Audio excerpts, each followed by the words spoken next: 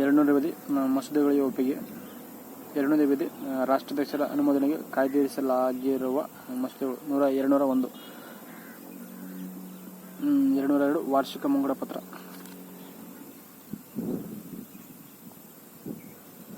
High court ರಚನೆ ವಿಧಿ 216.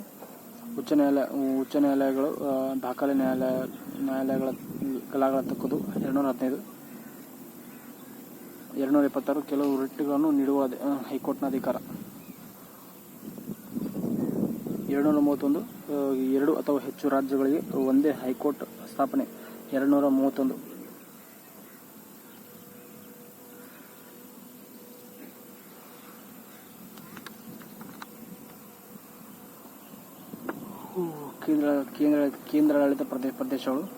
ಕೇಂದ್ರಾಡಳಿತ ಪ್ರದೇಶಗಳು. 239ನೇ ವಿಧಿಯ ಪ್ರಕಾರ ಕೆಲವು ಕೇಂದ್ರಾಡಳಿತ ಪ್ರದೇಶಗಳಿಗೆ ಸ್ಥಳೀಯ ಶಾಸಕಾಂಗವನ್ನು ಅಥವಾ ಮಂತ್ರಿಮಂಡಲವನ್ನು ಅಥವಾ ಎರಡನ್ನೂ ರಚಿಸುವುದು. 239ನೇ ವಿಧಿಯ ಪ್ರಕಾರ ಕೆಲವು ಕೇಂದ್ರಾಡಳಿತ ಪ್ರದೇಶಗಳಿಗೆ ಸ್ಥಳೀಯ ಶಾಸಕಾಂಗವನ್ನು ಮಂತ್ರಿಮಂಡಲವನ್ನು ಅಥವಾ ಎರಡನ್ನೂ ರಚಿಸುವುದು. ಭಾಗ 9 ಪಂಚಾಯತಿ. 243 ABC ಕಂಟಿನ್ಯೂ ಆಗುತ್ತೆ. ಎ ಗ್ರಾಮಸಭೆ. ಬಿ ಪಂಚಾಯತಿಗಳ ರಚನೆ. ಮೂರನೇದು ಪಂಚಾಯತಿಗಳ ಅಂಗರಚನೆ. ನಾಲ್ಕನೇದು ಡಿ ಸ್ಥಾನ ಮೀಸಲಾತಿ. 5 ಇ ಪಂಚಾಯತಿಗಳ ಅವಧಿ. ಎಫ್ ಸದಸ್ಯತ್ವದ ಅನರ್ಹತೆ. ಜಿ ಪಂಚಾಯತಿ ಅಧಿಕಾರ ಮತ್ತು ಜವಾಬ್ದಾರಿ. ಹೆಚ್ ತೆರಿಗೆಗಳನ್ನು ವಿಧಿಸುವ ಪಂಚಾಯತಿಯ ಅಧಿಕಾರ ಮತ್ತು ಅವುಗಳ ನಿಧಿಗಳು ಮತ್ತು ಹಣಕಾಸು.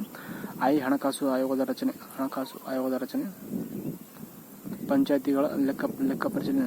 ಜೆ ಕೆ ಪಂಚಾಯತ್ ಚುನಾವಣೆಗಳು. ಎಲ್ ಕೇಂದ್ರಾಡಳಿತ ಪ್ರದೇಶಗಳಿಗೆ ಅನ್ವಯಿಸುವುದು. ಎಂ ಪಂಚಾಯತ್ ರಾಜ್ ಕಾಯ್ದೆ ಅನ್ವಯವಾಗದ ಕೆಲವು ಭಾಗಗಳು.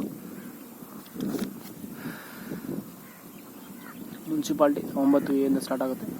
9A ಪಿ 243 ಪಿ ಇಂದ 243 ZG ಮತ್ತು ಸಹಕಾರ ಸಂಘ 9B ಇಂದ ಸ್ಟಾರ್ಟ್ ಆಗಿ 9B ಕೋಆಪರೇಟಿವ್ ಸೊಸೈಟೀಸ್. 243 ZD ಅನುಸೂಚಿತ ಮತ್ತು ಬುಡಕಟ್ಟು ಪ್ರದೇಶಗಳು. 244 ವಿಧಿ.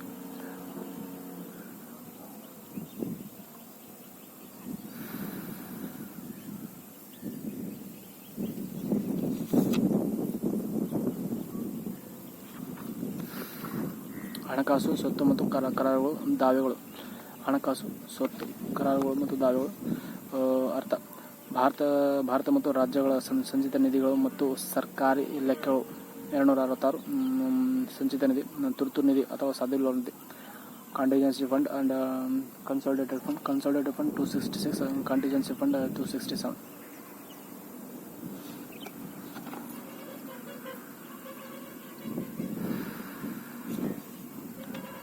ಆಸ್ತಿ ಹಕ್ಕು 300 ಕಾನೂನು ಅಧಿಕಾರವಿಲ್ಲದೆ ವ್ಯಕ್ತಿಗಳ ಆಸ್ತಿಯನ್ನು ಕಸಿದುಕೊಳ್ಳುವಂತಿಲ್ಲ. ಕಾನೂನಿನ ಅಧಿಕಾರವಿಲ್ಲದೆ ವ್ಯಕ್ತಿಗಳ ಆಸ್ತಿಯನ್ನು ಕಸಿದುಕೊಳ್ಳುವಂತಿಲ್ಲ. ಅಂಡ್ 312 ಅಖಿಲ ಭಾರತ ಸೇವೆಗಳು. ಸೇವಾವಧಿ.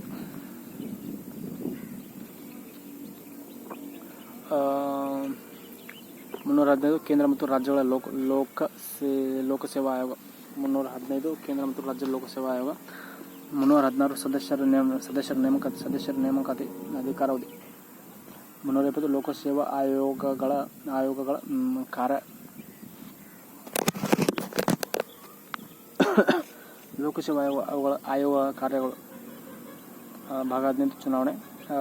326 ಲೋಕಸಭೆ ಮತ್ತು ರಾಜ್ಯ ವಿಧಾನಸಭೆಗಳಿಗೆ ಸಾರ್ವತ್ರಿಕ ವೈಯಕ್ತಿಕ ಮತದಾನ ಪದ್ಧತಿಯ ಆಧಾರದ ಮೇಲೆ ಚುನಾವಣೆ ನಡೆಸತಕ್ಕದ್ದು. 326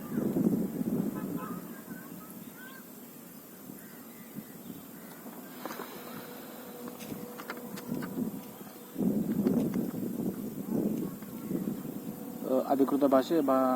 ಭಾಗ 17 343 ಕೇಂದ್ರದ ಆಡಳಿತ ಭಾಷೆ.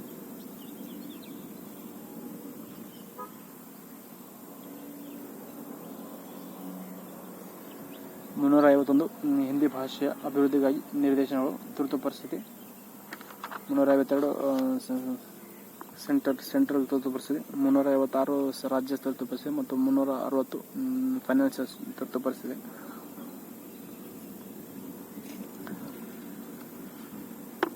358 ತುರ್ತು ಪರಿಸ್ಥಿತಿ ಸಂದರ್ಭದಲ್ಲಿ 19ನೇ ವಿಧಿಯ ಉಪಬಂಧಗಳನ್ನು ಅಮಾನತುಗೊಳಿಸುವುದು ಮತ್ತು 359ನೇ ತುರ್ತು ಪರಿಸ್ಥಿತಿ ಸಂದರ್ಭದಲ್ಲಿ ಮೂರನೇ ಭಾಗದಲ್ಲಿ ಖಾತ್ರಿಗೊಳಿಸಲಾಗಿರುವ ಮೂಲಭೂತ ಹಕ್ಕುಗಳ ಅನುಷ್ಠಾನವನ್ನು ಅಮಾನತುಗೊಳಿಸುವುದು.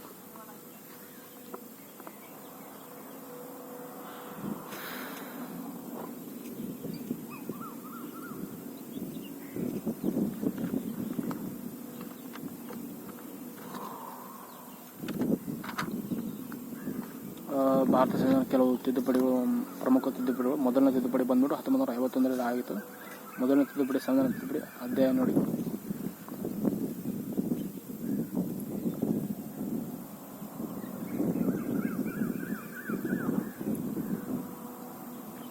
ಏಳನೇ ತಿದ್ದುಪಡಿ 1956 ನವೆಂಬರ್ 1, 1956 ಜಾರಿಗೆ ಬಂದಿತ್ತು. ಇದರಲ್ಲಿ 14 ರಾಜ್ಯಗಳು ಮತ್ತು 6 ಕೇಂದ್ರಾಡಳಿತ ಪ್ರದೇಶಗಳನ್ನು ಪ್ರಾರಂಭಿಸಲಾಯಿತು, ಪುನರ್ ರಚಿಸಲಾಯಿತು. 14 ರಾಜ್ಯಗಳು, 6 ಕೇಂದ್ರಾಡಳಿತ ಪ್ರದೇಶಗಳು.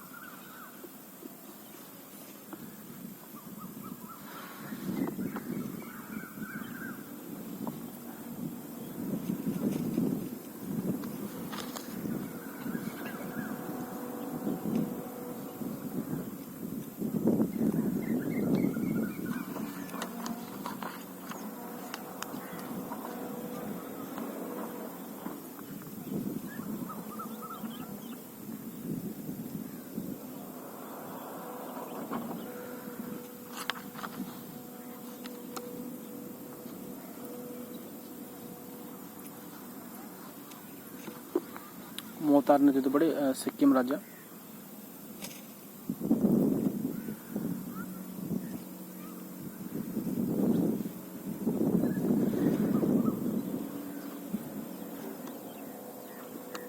ಐವತ್ತೆರಡನೇ ತಿದ್ದುಪಡಿ 1985 ಈ ಪಕ್ಷಾಂತರ ನಿಷೇಧ ಕಾಯ್ದೆ.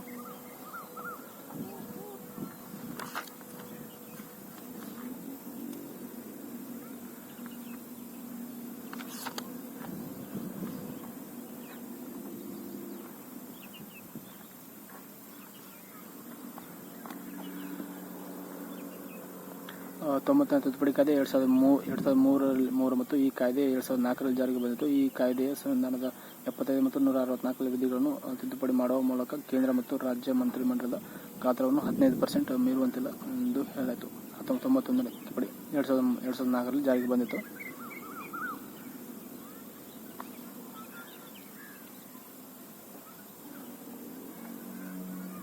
ಮತ್ತು 92ನೇ ತಿದ್ದುಪಡಿ 2011 ಈ ತಿದ್ದುಪಡಿ ಸಹಕಾರ ಸಂಘಗಳಿಗೆ ಸಂವಿಧಾನಾತ್ಮಕ ಸ್ಥಾನಮಾನ ಮತ್ತು ರಕ್ಷಣೆಯನ್ನು ನೀಡುತ್ತದೆ. ಈ ನಿಟ್ಟಿನಲ್ಲಿ ಈ ತಿದ್ದುಪಡಿಯು ಸಂವಿಧಾನದಲ್ಲಿ ಈಗಿನ 3 ಬದಲಾವಣೆಗಳನ್ನು ಮಾಡಿತು.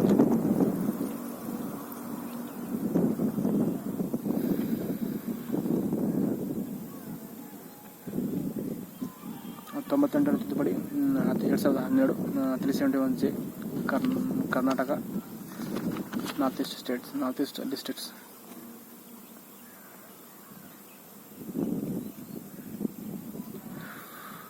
ಅಂಡ್ 101ನೇ ತಿದ್ದುಪಡಿ GST. 103 EBS.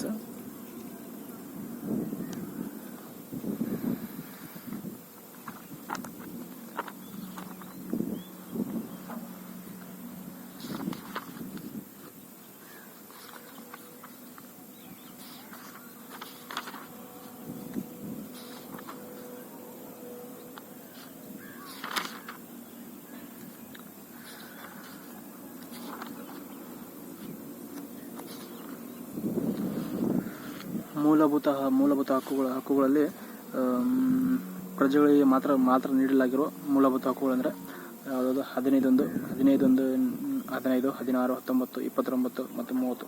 ಓಕೆ.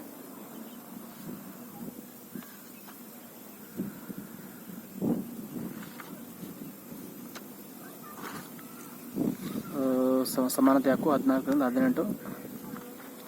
ಮತ್ತು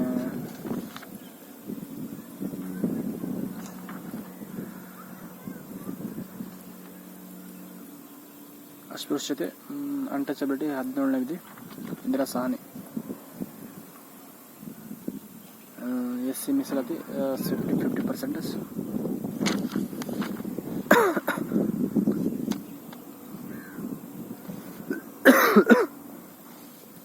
ಸ್ವಾತಂತ್ರ್ಯದ ಹಕ್ಕು 19ನೇ ವಿಧಿಯಿಂದ 22 ಇದೆ.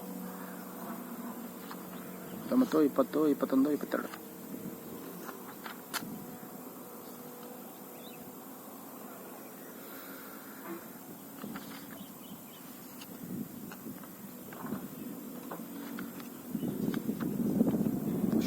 ಶೋಷಣೆಯ ವಿರುದ್ಧದ ಹಕ್ಕು 23ರಿಂದ 24.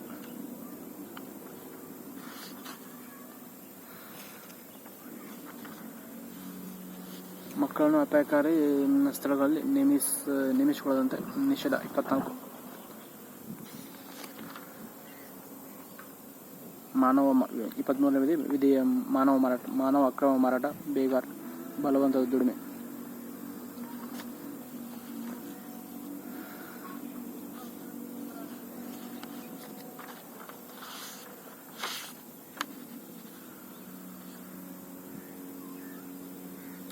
ಐದು ರೇಟ್ಗಳು. ಫಸ್ಟ್ ಬಂದಿ ಪ್ರತ್ಯಕ್ಷೀಕರಣ, ಪರಮಾದೇಶ, ಹೇಬಿಯಸ್ ಕಾರ್ಪಸ್ ಮತ್ತು ಮ್ಯಾಂಡಮಸ್. ಪ್ರತಿಬಂಧನೆ ಪ್ರೊಹಿಬಿಷನ್, ಸರ್ಶ್ಯೂರಿ, ಕೋವಾರಂಟ್.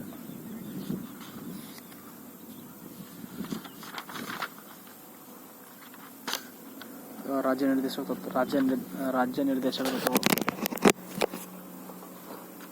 ನಿರ್ದೇಶಕ ತತ್ವಗಳು ಬಂದ್ಬಿಟ್ಟು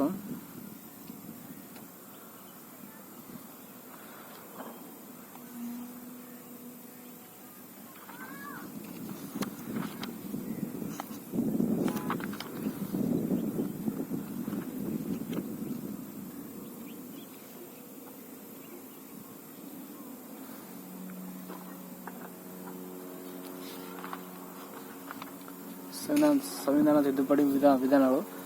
ಸರಳ ಬಹುಮತದ ಮೂಲಕ ತಿದ್ದುಪಡಿ, ವಿಶೇಷ ಬಹುಮತದ ಮೂಲಕ ತಿದ್ದುಪಡಿ, ಮತ್ತು ವಿಶೇಷ ಬಹುಮತದೊಂದಿಗೆ ಅರ್ಧದಷ್ಟು ರಾಜ್ಯ ಶಾಸಕಾಂಗಗಳ ಅನುಮೋದನೆಯೊಂದಿಗೆ ತಿದ್ದುಪಡಿ. ಸರಳ ಬಹುಮತದ ತಿದ್ದುಪಡಿ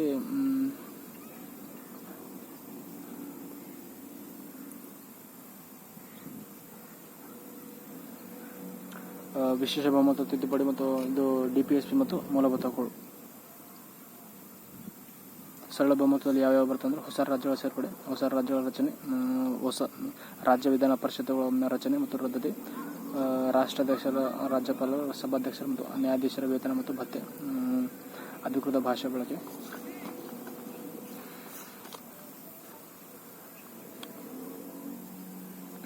ವಿಶೇಷ ಬಹುಮತ ಹಾಗೂ ಅರ್ಧದಷ್ಟು ರಾಜ್ಯಗಳ ಸಮ್ಮತಿಯ ಮೇರೆಗೆ ತಿದ್ದುಪಡಿ ಅಂದರೆ ರಾಷ್ಟ್ರಾಧ್ಯಕ್ಷರ ಚುನಾವಣಾ ವಿಧಾನ, ಕೇಂದ್ರ ಮತ್ತು ರಾಜ್ಯ ಕಾರ್ಯಾಂಗಾಧಿಕಾರಿಗಳ ವ್ಯಾಪ್ತಿ, ಸರ್ವೋಚ್ಚ ಮತ್ತು ಉಚ್ಚ ನ್ಯಾಯಾಲಯದ ರಚನೆ ಮತ್ತು ಅಧಿಕಾರ, ಕೇಂದ್ರ ಹಾಗೂ ರಾಜ್ಯಗಳ ನಡುವಣ ಅಧಿಕಾರ ವಿಭಜನೆ. ಸಂವಿಧಾನ ತಿದ್ದುಪಡಿ ವಿಧಾನ.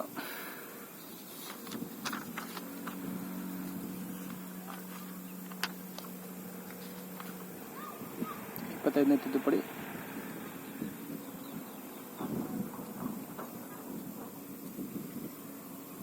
ಮೊದಲನೇ ತಿದ್ದುಪಡಿ 1951ರಲ್ಲಿ ಮಾಡಲಾಯಿತು. 24ನೇ ತಿದ್ದುಪಡಿ. 42ನೇ ತಿದ್ದುಪಡಿಯನ್ನು 1976 ಮಾಡಲಾಯಿತು.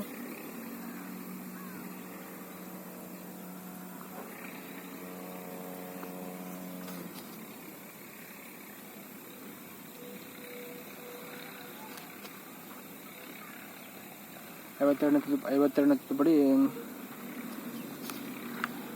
1985.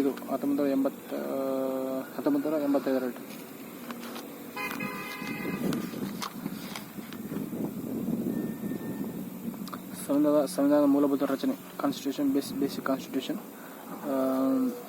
Elements of basic structure. ಸಂವಿಧಾನದ ಶ್ರೇಷ್ಠತೆ, ಶಾಸಕಾಂಗ, ಕಾರ್ಯಾಂಗ ಮತ್ತು ನ್ಯಾಯಾಂಗಗಳ ನಡುವಿನ ಅಧಿಕಾರ, ಜಾತ್ಯತೀತ ಸ್ವರೂಪ, ರಾಷ್ಟ್ರೀಯ ಏಕತೆ ಮತ್ತು ಸಮಗ್ರತೆ, ಸಾಮಾಜಿಕ ಆರ್ಥಿಕ ನ್ಯಾಯ, ನ್ಯಾಯಿಕ ವಿಮರ್ಶೆ, ವ್ಯಕ್ತಿ ಸ್ವಾತಂತ್ರ್ಯ ಮತ್ತು ಘನತೆ, ಸಂಸದೀಯ ಪದ್ಧತಿ, ವ್ಯಕ್ತಿ ಸ್ವಾತಂತ್ರ್ಯ ಮತ್ತು ಘನತೆ, ನ್ಯಾಯಿಕ ವಿಮರ್ಶೆ, ಸಂಸದೀಯ ಪದ್ಧತಿ,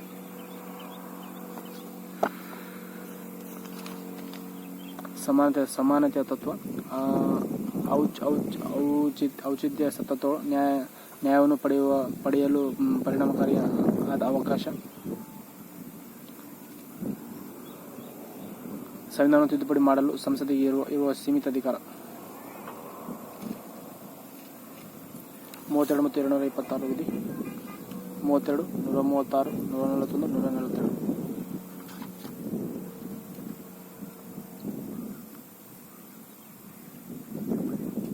ಏಕಾತ್ಮಕ ವಿಷಯ ಲಕ್ಷಣಗಳೆಂದರೆ ಪ್ರಬಲ ಕೇಂದ್ರ ಸರ್ಕಾರ, ಏಕೈಕ ಸಂವಿಧಾನ, ಏಕೈಕ ಚುನಾವಣಾ ಆಯೋಗ, ಏಕಪೌರತ್ವ, ಮೇಲ್ಮನೆಯಲ್ಲಿ ರಾಜ್ಯಗಳಿಗೆ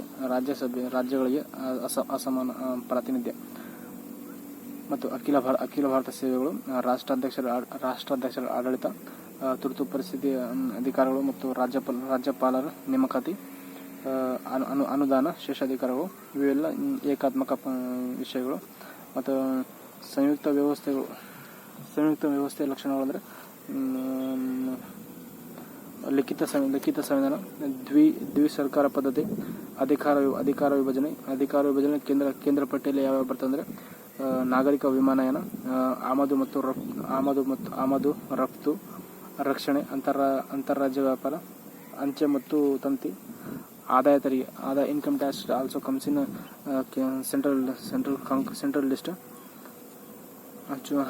ಹಣಕಾಸು ಚುನಾವಣೆಗಳು, ರೈಲ್ವೆ, ಅಂಚೆ ಮತ್ತು ತಂತಿ ಮತ್ತು ರಾಜ್ಯ ಪಟ್ಟಿಯಲ್ಲಿ ಸಾರ್ವಜನಿಕ ಆರೋಗ್ಯ, ಪೊಲೀಸ್, ಬಂದಿಖಾನೆ, ಸಾರ್ವಜನಿಕ ಶಾಂತಿ ಪಾಲನೆ, ವಾಣಿಜ್ಯ ತೆರಿಗೆ, corporate tax comes in state list. 61 ವಿಷಯಗಳು ಇವು ಸ್ಟೇಟಲ್ಲಿ 100 ವಿಷಯಗಳು ಮತ್ತು ಕಾಂಕರೆಂಟ್ ಲಿಸ್ಟ್ನಲ್ಲಿ 52 ವಿಷಯಗಳು.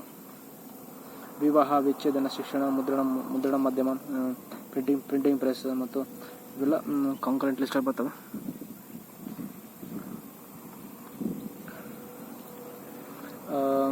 ಇದೊಂದಾಯಿತು, ಅಧಿಕಾರ ವಿಭಜನೆ ಒಂದಾಯಿತು. ಮತ್ತು ಫೆಡರಲ್ ಸ್ಟ್ರಕ್ಚರ್ ಅಂದರೆ ಸಂಯುಕ್ತ ವ್ಯವಸ್ಥೆ ಲಕ್ಷಣಗಳಲ್ಲಿ ಅಧಿಕಾರ ವಿಭಜನೆ, ದ್ವಿಸರ್ಕಾರ ಪದ್ಧತಿ ಮತ್ತು ಅನಮ್ಯ ಸಂವಿಧಾನ ಮತ್ತು ಸ್ವಾತಂತ್ರ್ಯ ನ್ಯಾಯಾಂಗ, ಸಂವಿಧಾನದ ಪಾರ್ಲಿಮೆಂಟ್, ದ್ವಿಸದನ ಶಾಸಕಾಂಗ ಪದ್ಧತಿ.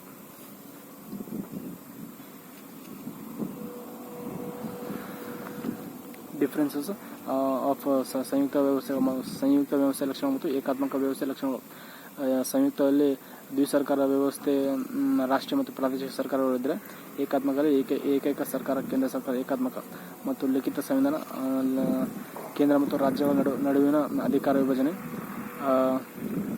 ಅದೇ ವಿಕೇಂದ್ರೀಕರಣವಿರುವುದಿಲ್ಲ ಏಕಾತ್ಮಕ ವ್ಯವಸ್ಥೆಯಲ್ಲಿ.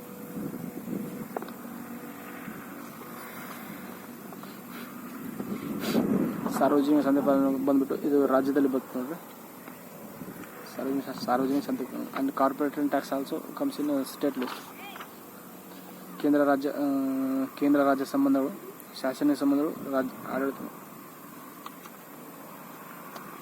ಇಲ್ಲಿ ಕಂಪ್ಲೀಟ್ ಆಗಿದೆ.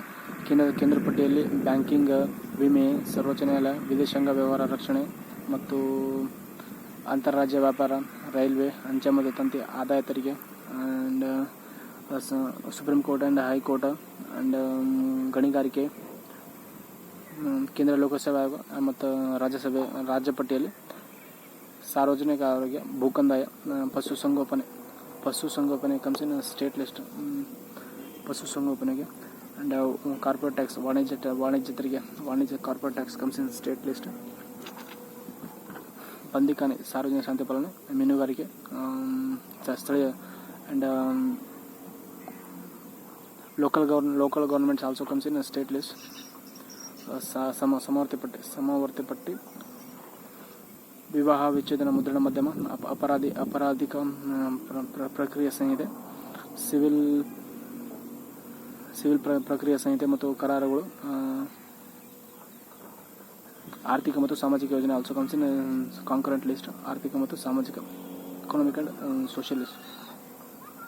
ಆ್ಯಂಡ್ ಶಿಕ್ಷಣ, ಆರೋಗ್ಯ, ಅಳತೆ ಮತ್ತು ಅಳತೆ, ತೂಕ, ವನ್ಯಮೃಗಗಳು ಮತ್ತು ಪಕ್ಷಿಗಳ ಸಂರಕ್ಷಣೆ, ಸರ್ವೋಚ್ಚ ನ್ಯಾಯಾಲಯ ಮತ್ತು ಉಚ್ಚ ನ್ಯಾಯಾಲಯಗಳನ್ನು ಹೊರತುಪಡಿಸಿ ಇತರ ಎಲ್ಲ ನ್ಯಾಯಾಲಯಗಳ ರಚನೆ ಮುಂತಾದ 52 ವಿಷಯಗಳು ಒಳಗೊಂಡಿದೆ. and Sheshadikara comes in central government related to central government, and its article is 248. Sheshadikara ರಾಷ್ಟ್ರೀಯತೆ Shakti.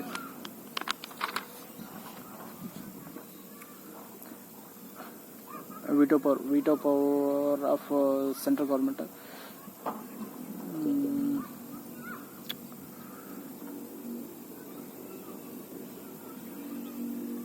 Bill assent in 200 article of state and 201 is the bill is referred to central government in per president.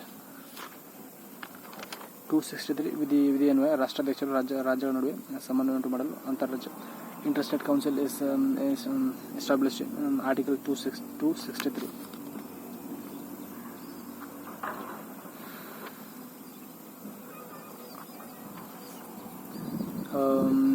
ಕೇಂದ್ರ ಸರ್ಕಾರ ವಿಧಿಸಿ ರಾಜ್ಯಗಳು ಕೇಂದ್ರ ಸರ್ಕಾರ ವಿಧಿಸಿ ರಾಜ್ಯಗಳು ವಸೂಲು ಮಾಡಿ ವಿನಿಮಯ ಮಾಡಿ ವಿನಿಯೋಗಿಸಿಕೊಳ್ಳುವ ತೆರಿಗೆಗಳು ಅಂದರೆ ಸೀಮಾ ಸುಂಕ, ಟರ್ಮಿನಲ್ ಟ್ಯಾಕ್ಸ್, ರೈಲು, ವಿಮಾನ, ಬೋಟ್ ಮತ್ತು 268 ವಿಧಿ ಅನ್ವಯ ಕೆಲವು ತೆರಿಗೆಗಳನ್ನು ಕೇಂದ್ರ ಸರ್ಕಾರ ವಿಧಿಸುತ್ತದೆ. ಆದರೆ ರಾಜ್ಯಗಳು ಅಂತಹ ತೆರಿಗೆಯನ್ನು ವಸೂಲಿ ಮಾಡಿಕೊಂಡು ತಾವೇ ವಿನಿಯೋಗಿಸಿಕೊಳ್ಳುತ್ತವೆ. ಉದಾಹರಣೆಗೆ ವಾಗ್ದಾನ ಪತ್ರಗಳು, ಪ್ರಾಮಿಸರಿ ನೋಟ್ಸ್ ಮತ್ತು ಮೇಲಿನ ಸ್ಟಾಂಪ್ ಡ್ಯೂಟಿಗಳು. ಆಲ್ಕೋಹಾಲ್ಯುಕ್ತ ಔಷಧಿಗಳ ತಯಾರಿಕೆ ಅಂಡ್ ಕೇಂದ್ರ ಸರ್ಕಾರ ವಿಧಿಸಿ ವಸೂಲಿ ಮಾಡಿ ರಾಜ್ಯಗಳಿಗೆ ಹಂಚಲ್ಪಡುವ ತೆರಿಗೆ. ರೈಲು ದರ ಮತ್ತು ಸರಕುಗಳ ಮೇಲೆ ವಿಧಿಸುವ ತೆರಿಗೆ. ಟರ್ಮಿನಲ್ ಟ್ಯಾಕ್ಸ್ ಸುಂಕ, ಸೀಮಾ ಸುಂಕ ಅಂಡ್ ಆಸ್ತಿಯ ಮೇಲೆ ವಿಧಿಸುವ ಎಸ್ಟೇಟ್ ಸುಂಕ. ಕೃಷಿ ಭೂಮಿಯ ಹೊರತುಪಡಿಸಿ ಕೇಂದ್ರ ಸರ್ಕಾರ ವಿಧಿಸಿ ವಸೂಲಿ ಮಾಡಿ ಮತ್ತು ಕೇಂದ್ರ ಮತ್ತು ರಾಜ್ಯಗಳ ನಡುವೆ ಹಂಚಲ್ಪಡುವ ತೆರಿಗೆ. ಆದಾಯ ತೆರಿಗೆ ಕೇಂದ್ರ ಸರ್ಕಾರ ವಿಧಿಸಿ ವಸೂಲು ಮಾಡಿ ಕೇಂದ್ರ ಹಾಗೂ ರಾಜ್ಯಗಳ ನಡುವೆ ಹಂಚಲ್ಪಡುವ ತೆರಿಗೆಗಳು. ಆದಾಯ ತೆರಿಗೆ 270ನೇ ವಿಧಿ ಅನ್ವಯ ಕೇಂದ್ರ ಸರ್ಕಾರವು ಕೆಲವು ತೆರಿಗೆಗಳನ್ನು ವಿಧಿಸಿ ವಸೂಲಿ ಮಾಡುತ್ತದೆ.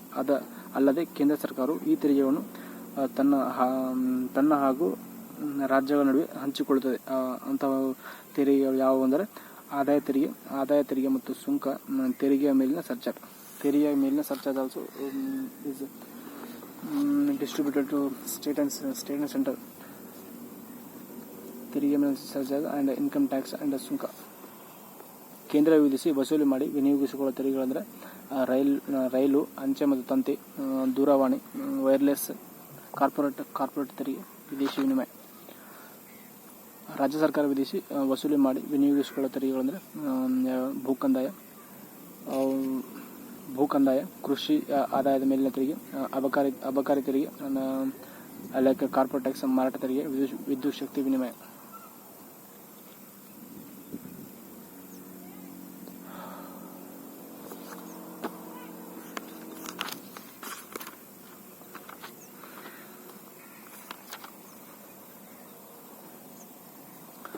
ಸರ್ಕಾರಿ ಆಯೋಗ ಸ್ಟೇಟ್ ಮತ್ತು central relation and RS Sarkaria in 1983 supreme court ನಿವೃತ್ತ ಮುಖ್ಯ ನ್ಯಾಯಾಧೀಶರು. 263 ಇಂಟರ್ಸ್ಟೇಟ್ ಕೌನ್ಸಿಲ್ ಅಂಡ್ ಸರ್ಕಾರಿ ಆಯೋಗ leader to interstate council and state and central relations.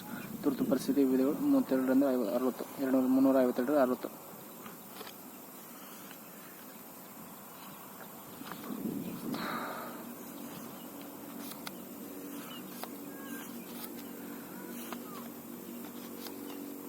Veerendra Patel.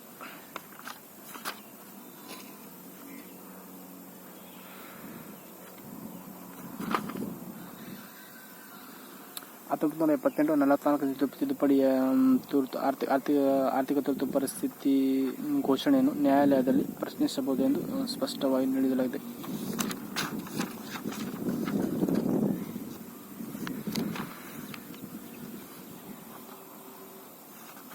Central government 52ರಿಂದ 78 ವಿಧಿಗಳು ಸೆಂಟ್ರಲ್ ಗೌರ್ಮೆಂಟ್ಗೆ ಸಂಬಂಧಿಸಿದ.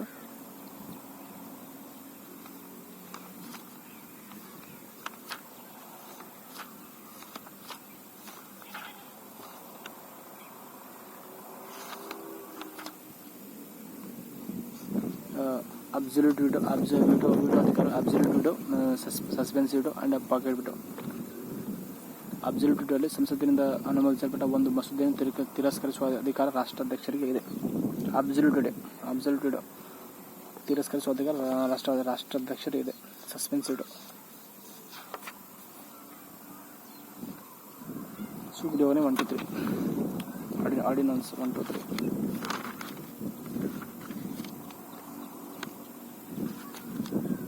ಎಪ್ಪತ್ತೊಂದನೇ ವಿಧಿ ಚುನಾವಣೆಯ disputes between president and vice presidents, election disputes in 71 and 72 is a pardoning of power of president, and in 61 states pardoning.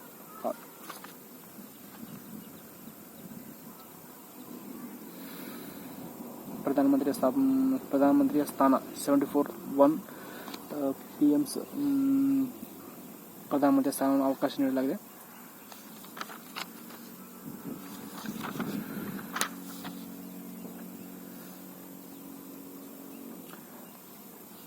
ಎಂಬತ್ತೈದನೇ ವಿಧಿಯ ಪ್ರಕಾರ ಲೋಕಸಭೆಯನ್ನು ವಿಸರ್ಜಿಸುವಂತೆ ರಾಷ್ಟ್ರಾಧ್ಯಕ್ಷರಿಗೆ ಸಲಹೆ ನೀಡುತ್ತಾರೆ. ಎಂಬತ್ತೈದನೇ ವಿಧಿ PM 85ನೇ ವಿಧಿಯ ಪ್ರಕಾರ PM ಅವರು ರಾಷ್ಟ್ರಪತಿಯವರಿಗೆ ಲೋಕಸಭೆಯನ್ನು ವಿಸರ್ಜಿಸುವಂತೆ ಸಲಹೆ ನೀಡುತ್ತಾರೆ.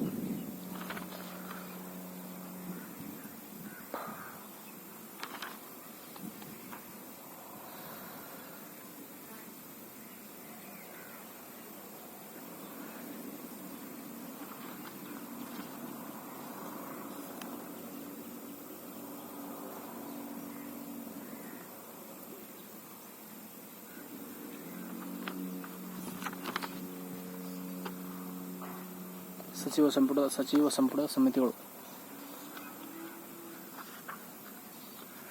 ಪಾರ್ಲಿಮೆಂಟ್ 84, 47, 93. ಲೋಕಸಭೆ ಸ್ಪೀಕರ್ 93 ಆರ್ಟಿಕಲ್.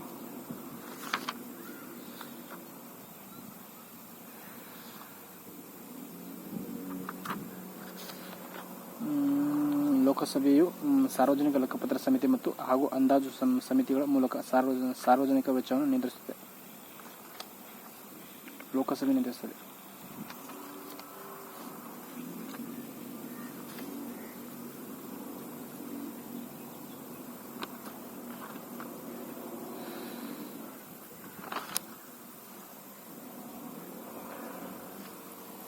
ರಾಜ್ಯಸಭೆ ಟೋಟಲ್ ರಾಜ್ಯಸಭೆಯ ವಿಧಿ 80 ಮತ್ತು ಟೋಟಲ್ 250 ಸದಸ್ಯರು ಹೊಂದಿರತಕ್ಕದ್ದು. ಇವರಲ್ಲಿ 238 ಮಂದಿ ಸದಸ್ಯರು ಪರೋಕ್ಷ ಚುನಾವಣೆಯ ಮೂಲಕ ಮತ್ತು 12 ಮಂದಿ ಸದಸ್ಯರನ್ನು ನಾಮಕರಣ ಪದ್ಧತಿಯ ಮೂಲಕ ಆಯ್ಕೆ ಮಾಡಲಾಗುತ್ತದೆ. 238 ಮಂದಿ ರಾಜ್ಯ ವಿಧಾನಸಭೆಗಳ ಚುನಾಯಿತ ಸದಸ್ಯರು ಹಾಗೂ ಕೇಂದ್ರಾಡಳಿತ ಪ್ರದೇಶಗಳ ರಾಜ್ಯಸಭೆಯ 238 ಮಂದಿ ಸದಸ್ಯರನ್ನು ರಾಜ್ಯ ವಿಧಾನಸಭೆಗಳ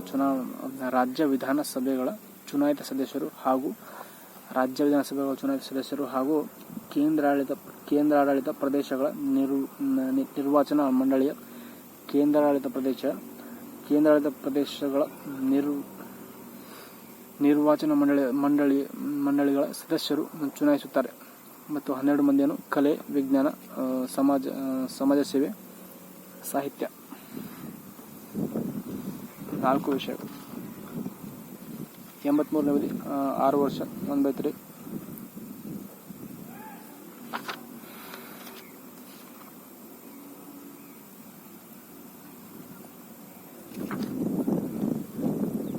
ಅಧಿಕಾರಾವಧಿ ಆಫ್ ಸದನ ಅಧ್ಯಕ್ಷರು 5 ವರ್ಷ.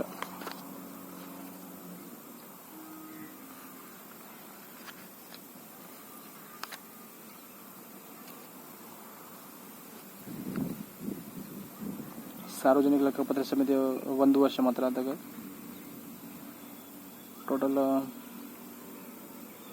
22 ಮಂದಿ ಇದ್ದು 15 ಲೋಕಸಭೆ 7 ರಾಜ್ಯಸಭೆ.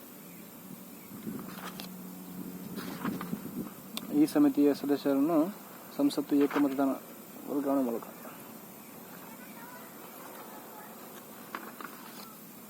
ಸುಪ್ರೀಂ ಕೋರ್ಟ್ ನ್ಯಾಯಾಲಯ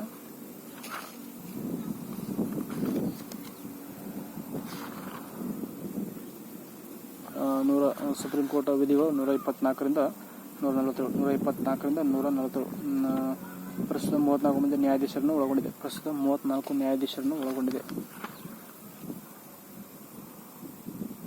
ಒಬ್ಬ ಮುಖ್ಯ ನ್ಯಾಯಾಧೀಶ ಮತ್ತು 33 ಮಂದಿ ಇತರ ನ್ಯಾಯಾಧೀಶರು.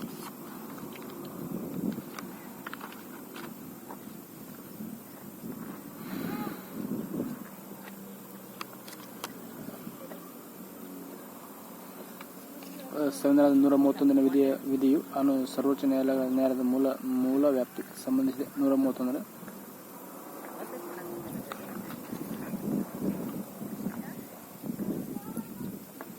ಸಂಯುಕ್ತ ವ್ಯವಸ್ಥೆಯ ರಕ್ಷಕ ಸುಪ್ರೀಂ ಕೋರ್ಟ್.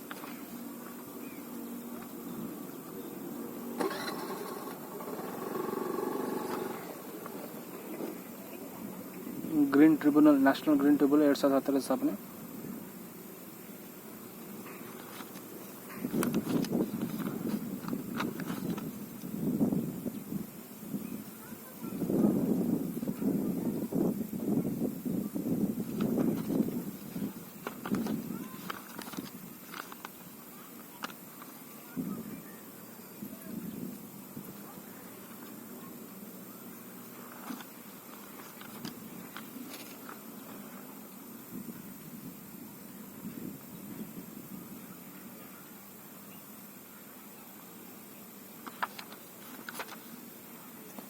ರಾಜ್ಯಪಾಲರು. ವಿಧಿಗಳು 153ರಿಂದ 167.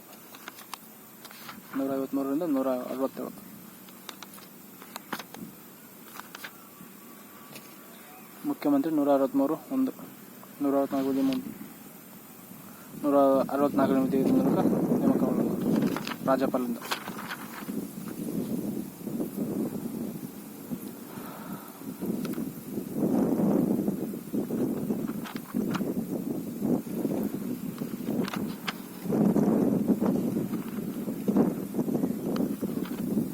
ಕಂದಾಯ ಮತ್ತು ಸ್ಥಳೀಯ ಸರ್ಕಾರಗಳು ಸ್ಟೇಟ್ ಲಿಸ್ಟಲ್ಲಿ ಬರ್ತದೆ.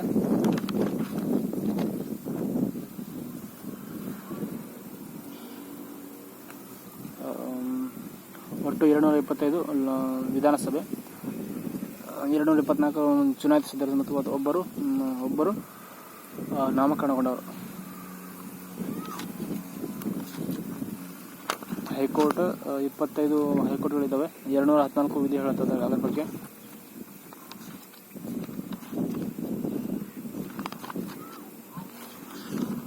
ಸ್ಥಳೀಯ ಸರ್ಕಾರ ಬಂತೀಗ. ಸ್ಥಳೀಯ ಸರ್ಕಾರ 73 ವಿಧಿ 1992ರಿಂದ 73ನೇ ತಿದ್ದುಪಡಿ ಕಾಲಮೂಲಕ 40ನೇ ವಿಧಿ. ಬಲವಂತರಾಯ ಮೇಹತ ಸಮಿತಿ 1957.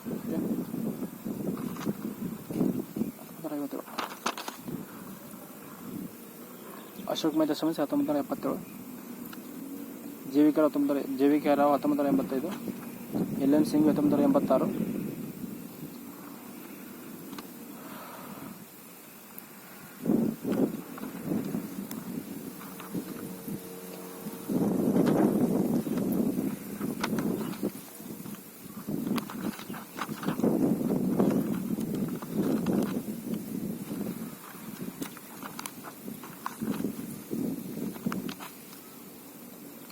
ಮುನ್ಸಿಪಾಲಿಟಿ 74ನೇ ತಿದ್ದುಪಡಿ. It is also in 1993, 1992.